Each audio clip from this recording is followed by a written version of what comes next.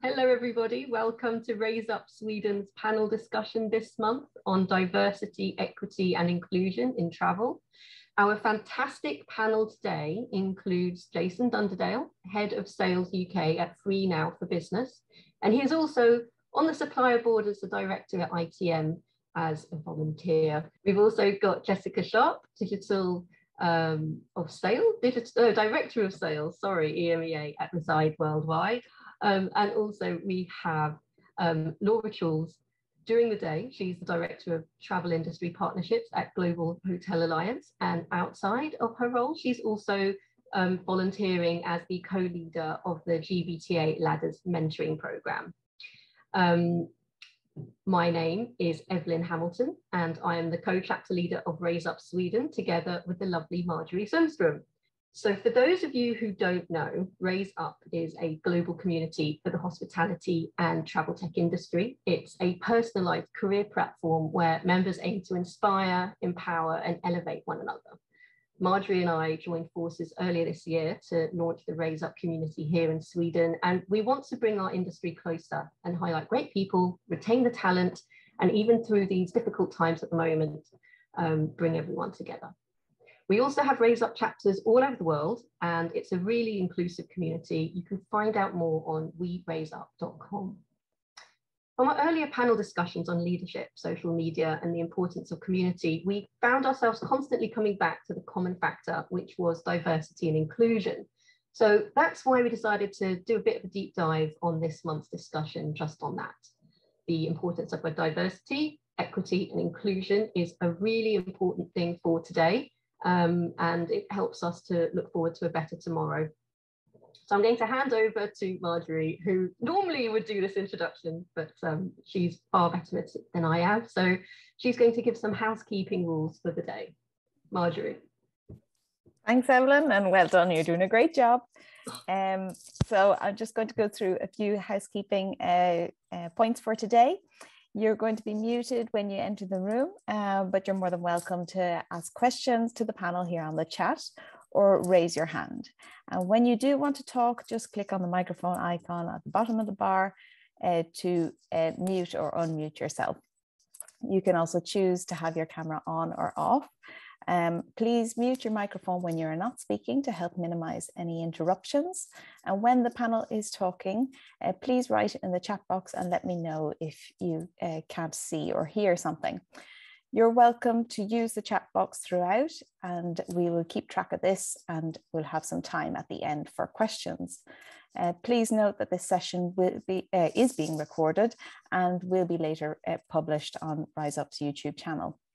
So we really appreciate all your feedback, and you can reach out to us on RaizUp.Sweden@weraizup.com. That's also in the chat box. Over to you, Evelyn.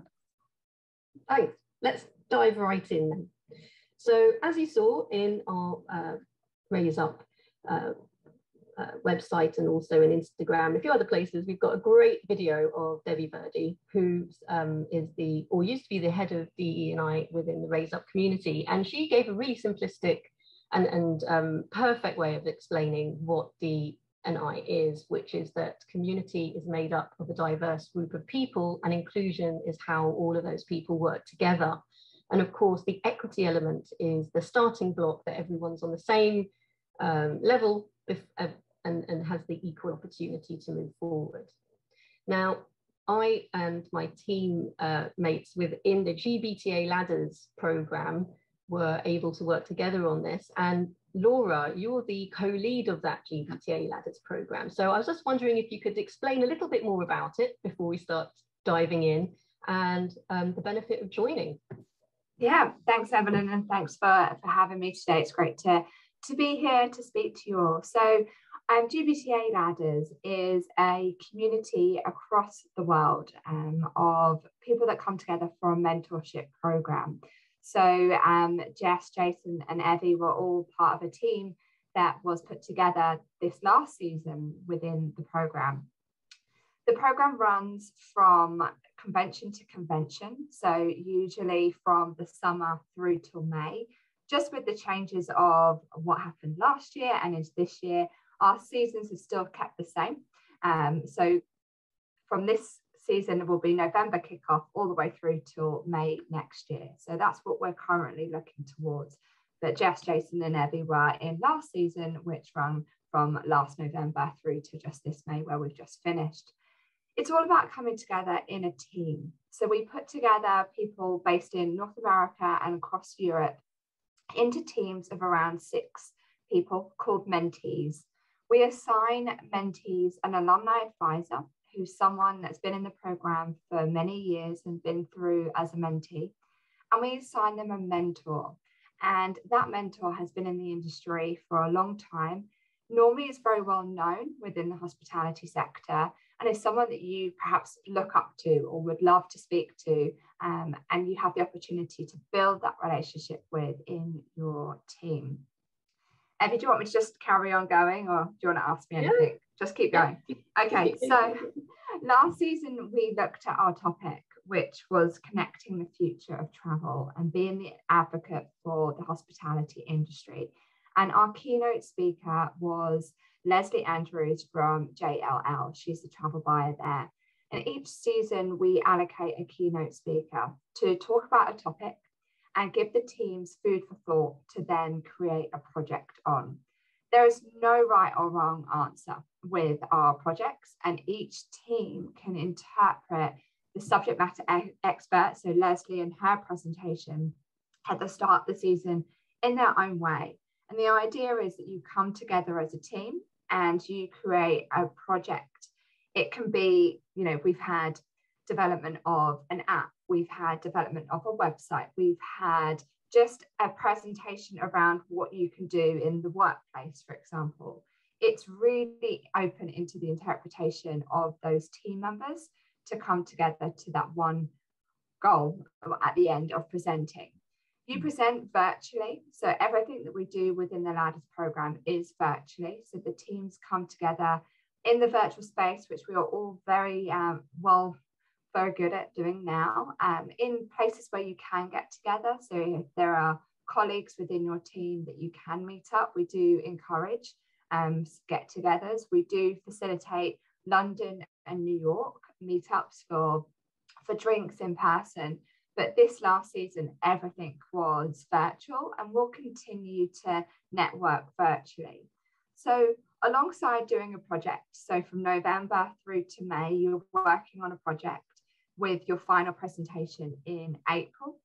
And the final 4 teams are selected to present in May at our conference that we put together. Whilst we're doing that, each month we have 2 virtual opportunities for everyone in the program to come together and network. So we do a professional development session and we do a virtual networking. The virtual networking really is like a happy hour. It's a chance to get together. When we're quite a large number, we'll go into breakout rooms and you can have a bit more kind of one-on-one time with groups of 4 or 5, getting to know each other. The idea really is that you're going to speak to people that are in your network, because we're all in hospitality, but you may never cross paths with them. But this gives you the opportunity to make that connection and hopefully make a contact that you'll either utilize or even just bump into and have a friendly face to see at convention, at an event that you might be attending. We really want to build the network within hospitality and make sure everyone feels connected and welcome when they walk into a room. Also, we offer professional development sessions once a month to our members. And this past season, we've done things like updating your LinkedIn, how to promote yourself at work, you know, how to talk to your boss about everything that you have been doing or you are doing, and just the skills around that, and having open discussions. We are all in the same industry, but we all have very different paths, but we can all learn from one another. So we really try to make sure our professional development sessions tackle different topics along the way. So your goal is to get to your presentation in April and to make the final 4, as the 3 here did today. They made the final 4. But the main part is to create this network of people that you will speak to and you will perhaps become friends with, or even great connections. I can say personally, from my own experience, having been in the program for 5 years, I've made some great friends, and I've also made some great connections that now when I walk into a room, you know, in the olden days, should we say, when we walked into a room, but we will walk into that room again and cross paths with people that I never knew before joining Ladders. So it's a great community. We have our own Instagram page, so do follow us on GBTA Ladders. We also have our closed LinkedIn group, and we have the informal way. We have 2 WhatsApp groups. We have one for everyone that's part of the program, and then we have everyone in Europe as well. So we have 2 ways that we can connect, so to the wider audience and then to everyone a little bit closer to home. To join GBTA Ladders, we just have one application form, and one requirement is that you're a member of GBTA. Once you've completed the application form, we then review this, and then being accepted into the program, you'd be notified in October, ready for November kickoff. So applications are due to close in the middle of September on the 15th.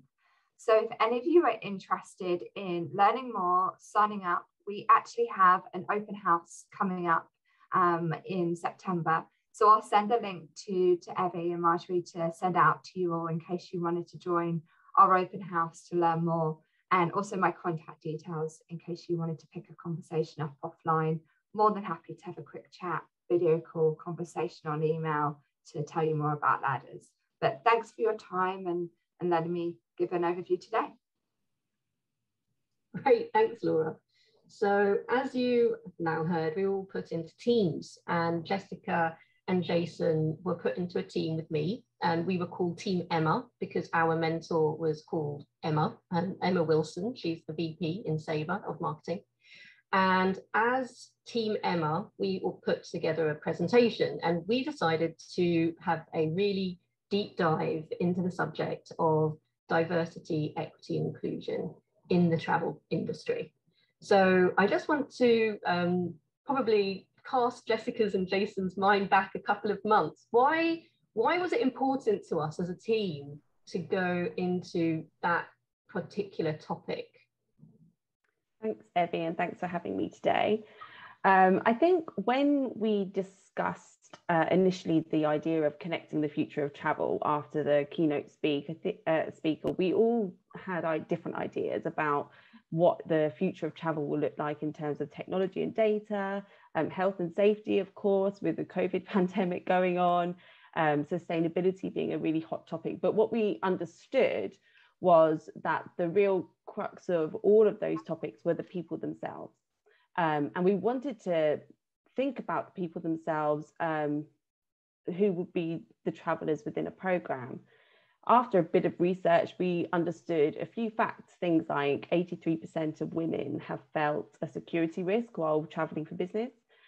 We understood that it's still illegal to be part of the LGBTQ+ community within 70 countries around the world.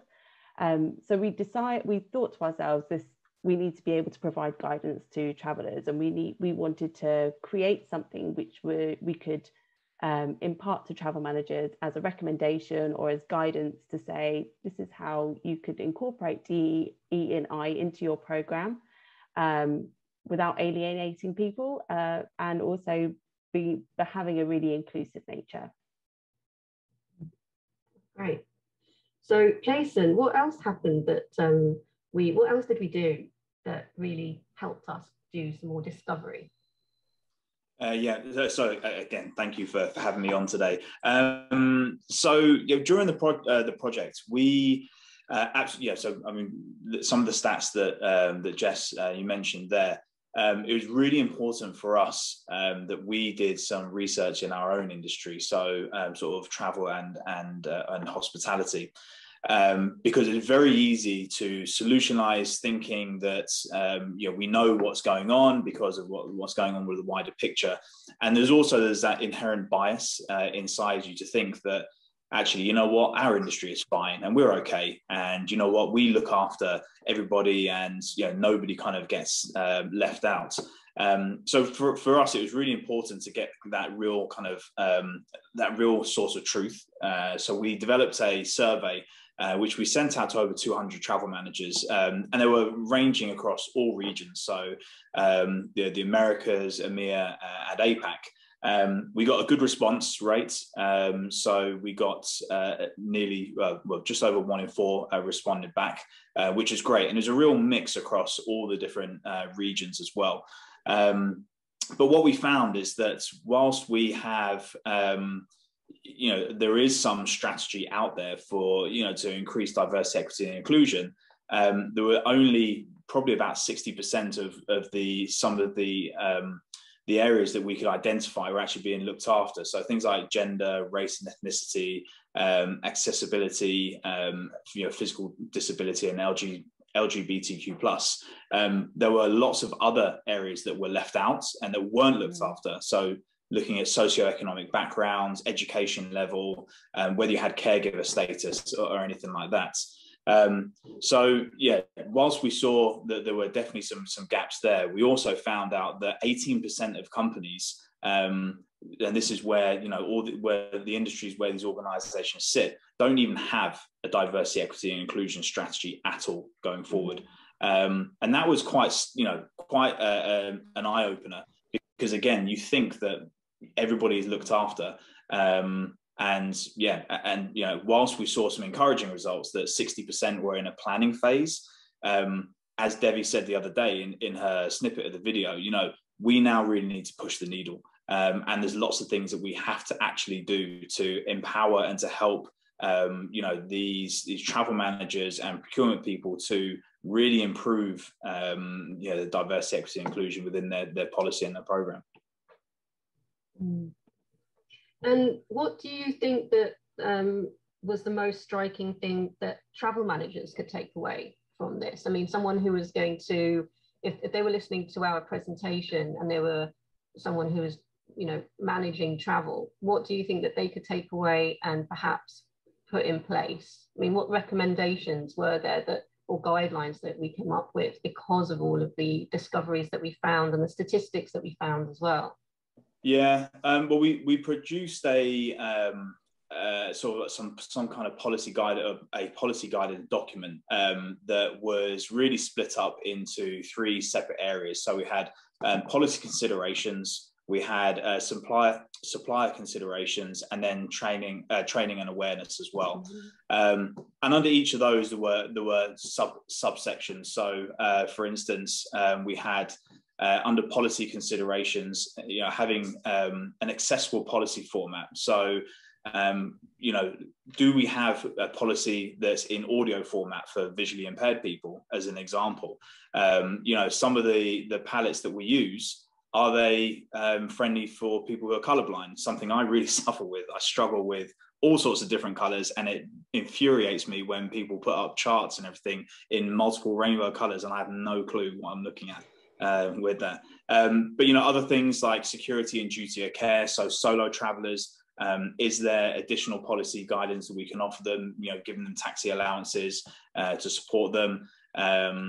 For destination awareness, we know that, as you said before, there are over 70 countries where being part of the LGBTQ+ community is illegal. So giving people that the information and arming them with that, along with other parts like mental well-being, and then other stuff for disabled travelers as well. In terms of supply considerations, one thing that as a supplier very rarely have been asked in previously is, what support as a supplier do we give to sight impaired travelers or, disabled travelers? And, is that something that can be added into the RFP process on there as well? And then it's along to the wider group of travellers, having some training and awareness, and again making sure that there's not a them and us culture, and that we bring everybody in and bring everybody together. That's right. It's much easier when it's visualized, when we have the presentation on there, because it's all on there, and it's a fantastic tool. Yeah, well, we can hopefully share that as part of something after this talk. We can share with everyone that's online today. The The most interesting thing I think about DE&I, especially this year, is that it's been a year where everyone's been thinking and thinking about what to do for the future. There's been a lot of planning, I think. And I know at the moment, a lot of people are looking at, for example, RFPs. They've been looking at their strategy going forward. And I think that especially over the last coming months, people are going to be sending out a lot of RFPs. It's the season, I suppose, if there was one. And I know with a lot of companies that DE&I will be on their radar. But what kind of things do you think that companies should also take note? Is there something else that you think would be really interesting for people to think about? For example, socio-economic factors or any other elements that some travellers may have that they need to take into consideration? Yeah, I think what the guidance that we sort of put in place to give as a recommendation to travel managers was really based upon what is your organisational culture. So going back to thinking about individual organisations and the individuals that are working within those places to say, have a look at your culture, see what is already there in terms of things that we can help to implement, and then take some action based on that after you've spoken to peers and getting some buy-in from your leaders, etc. So then you could then communicate outwards and ensure that you keep evolving. I think what we discovered, as Jason said, was that a lot of organisations are very hot on a few different types of diversities, gender, ethnicity, disability, for example, but this is a subject which is constantly evolving, and there's constantly people that are identifying as being diverse in a different way. So as the subject evolves, we will need to be abreast of that and ensure that we are evolving too. So I was just going to ask the audience, because we're at the top of the hour, does any of the results or the learnings that have just been shared now trigger any thoughts to your own experiences within Sweden, especially? Feel free to just raise your hand if you want to talk, but I kind of feel from a hospitality perspective, hospitality and hotels are always a diverse mix of cultures. And like Jason says, a lot of people can often say that, yeah, we're diverse and there's no problem here, basically, when there really is, and it needs to be addressed in order to, like we were talking about in the previous panel discussion, to create a community and a sense of belonging for everybody, and to like what Debbie says as well, not to limit the ideas that you have simply because an individual doesn't feel that it doesn't have that confidence to come forward and doesn't feel empowered to come forward and speak up. So I think it's so important that what you guys are doing with your research it's only scratching the surface here. I really believe that the organizations need to focus on this, and more research needs to be done to highlight this for the travel industry moving forward. In the meantime, I'll just add, Marjorie, actually, that the research that we did, as you know, we've all discussed, this was a topic that we were working on for a project which sort of had an end date. However, GBTA as an organisation have recently created a diversity committee, a DE&I committee. So as part of our research, we worked with some of the leaders from that committee and have fed back all of our research and sort of gifted it to the GBTA, so that as an evolving process that we could continue to help support thought leadership moving forward, to support diversity within organisations and travel programmes. Oh, I can see that Mona Lisa's got her hand up. Great. Hi, Mona Lisa. Hi, Mona Lisa here. A bit late, but I'm here. Hi. Hi, Mona Lisa. Yeah, no, I'd just like to add to what was just said, that it's great to hear that the GBTA format is most likely to have a diversity and inclusion section, so to say, because it reminds me a lot, and I think we've talked about this in different forums also. This topic is very similar for me. It reminds me a lot of sustainability, you know, the green factor that's sort of coming up a lot the last years. And it feels great to hear that this is also going in that direction. And at the same time, I just wanted to share a bit. I've been in Sweden for a long, long time now. It's close to 20 years. And I must say that, you know, maybe I've been one of the lucky ones, but when I started way back 15, 20 years ago, there wasn't so much of openness as I have seen now. Then I really had to speak Swedish. This is my personal experience. It could be different for different people, to even be able to get a job, you know. And once you got the job, then it didn't quite matter because English was just the language. I mean, the language to work in. But these days I see around me that, you know, the younger generation, it's nice to see that the language is not the most important thing. And you can get a job without having the local language, a strong local language. Of course, it's still preferred in many ways, and I understand that. And I hope it goes in that direction even in the future. But yeah, I think I've just been very, very fortunate to be able to come in and work with a company. I've worked with, for example, Accor and Agencia and HRS, and all along my journey. I don't know what it is. It felt good to be in these companies. It felt a part of everything.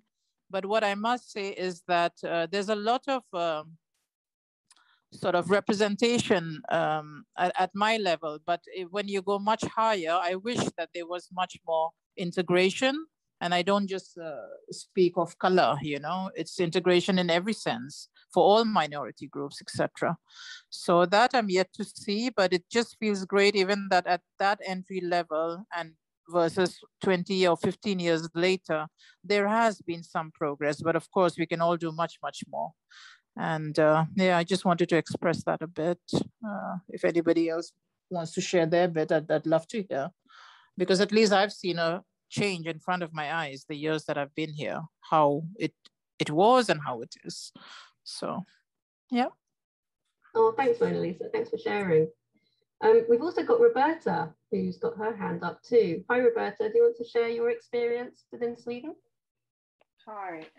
Yes. I come from the industry in Brazil, so I had a lot of experience when I came to Sweden. But it was very tough as a Brazilian and not so fluent in Swedish to get a position in the industry. And one thing that I heard a lot, and I say 15 years ago, it was that I was, my CV was too much for the industry. So I was overqualified. And I don't think you get this kind of answer in Brazil at all. Like you are never like overqualified for an industry. And a way to say no for me was really much that I was overqualified, why I studied so much, and for me that was very negative. And then I started my own business. So it was not like I had in the like I really want to start new business. I wanted to work, and that was okay. So if it's the market does not give me opportunity, it's better that I do my own. And from that time that I decided to open a new business here, I decided also that it would be an inclusive company. So I would give opportunities to people that would be on the same situation as I was.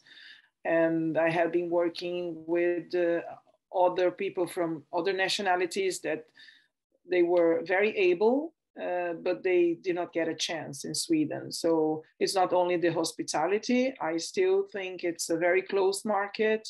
And we do have a lot of immigrants on a position as a +1. So it's one of the couple has a very good job opportunity here.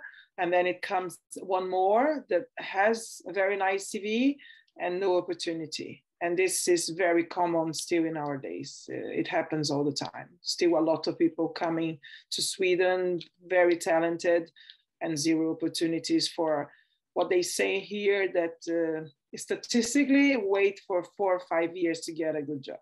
And I think this is not acceptable. So I think this should be reviewed. We are losing talented people in several industries because we have a process that is not efficient from my point of view. So today, we have a smaller company as everybody that we intend to grow.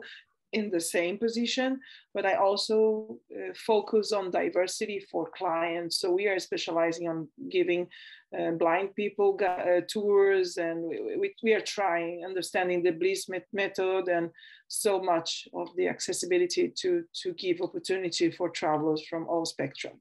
Yeah. That's fantastic.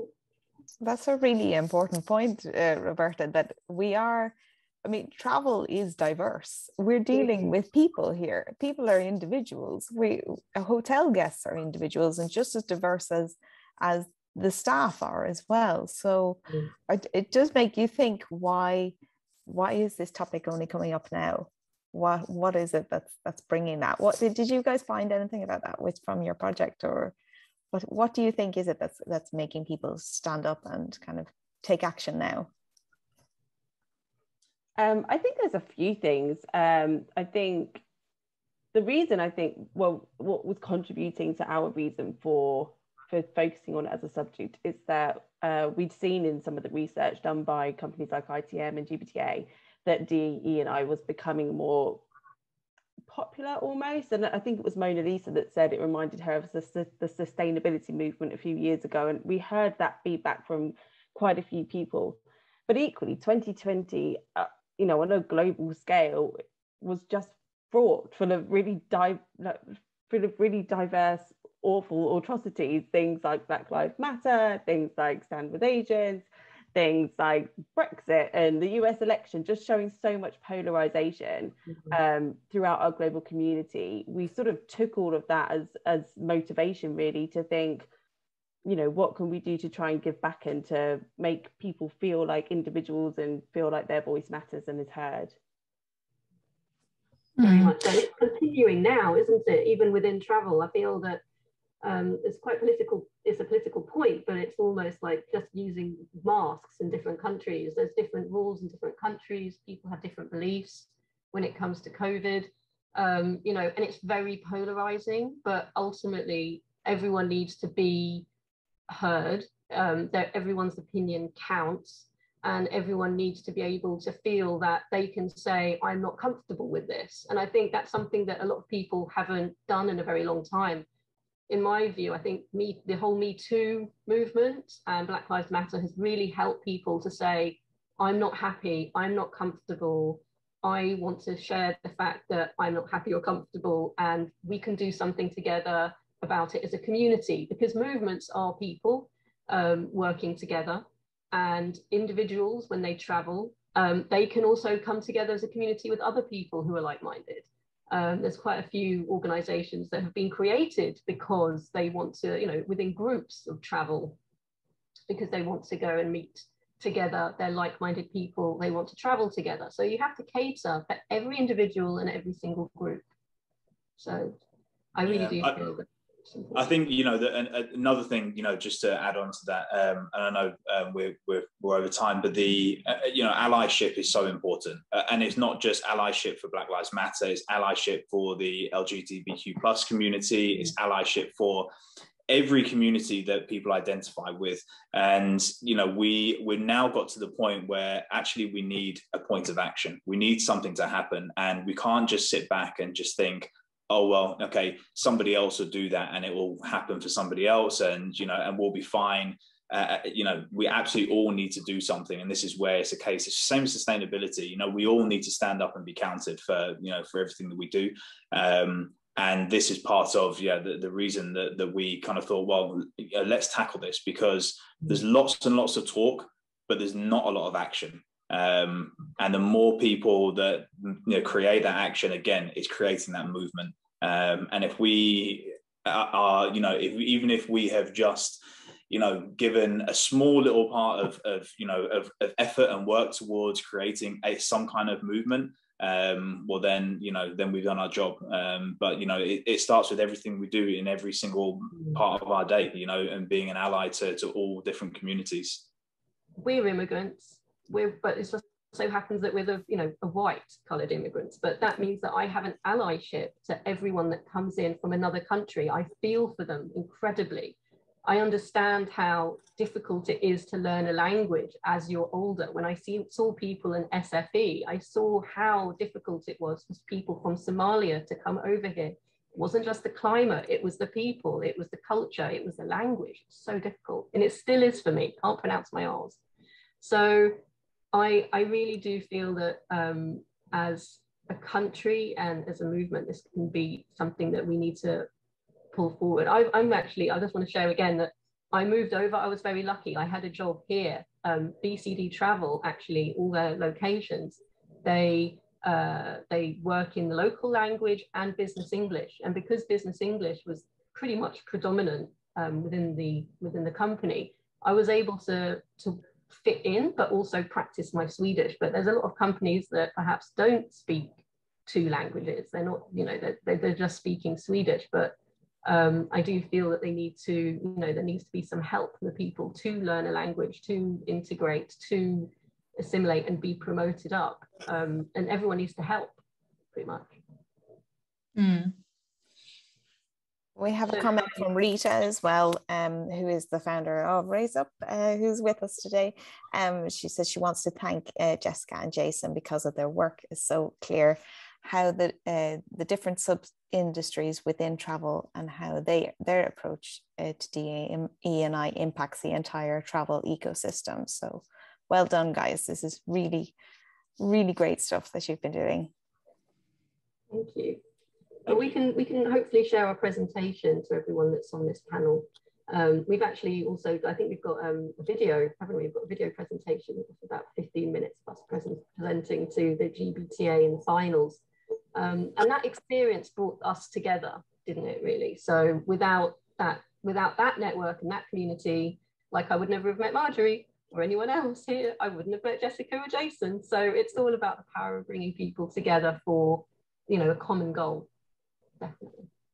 Yeah, and the learns from it as well. I always thought that I was very well versed in diversity, equity, inclusion, but there was tons of stuff that I still learned from this.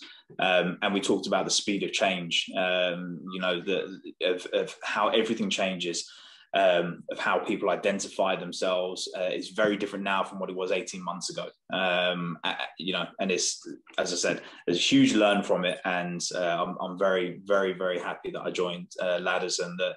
I was put with you two as well and learned tons of information from it. Oh, that's great. Yeah, I echo those thoughts as well, Jason. Oh, thank you. It was great to have both of you on here, I have to say, and thank you to everyone that's joined us today. I just want to round it up by letting everyone know that next week on the 3rd of September, we're having a virtual meetup. So we're going to have like a little drop-in session. So you can say hello and get to know the RaizUp Sweden community a bit better, so we can all introduce ourselves properly in a smaller group. And we'll also be having an after work in Stockholm. So please follow us on WeRaizUp.com for more details. And next month's panel, we're going to be discussing mental health in our industry. So please do join us then, because that's also a really important topic. And I hope that everyone is able to join us on those days. So stay tuned.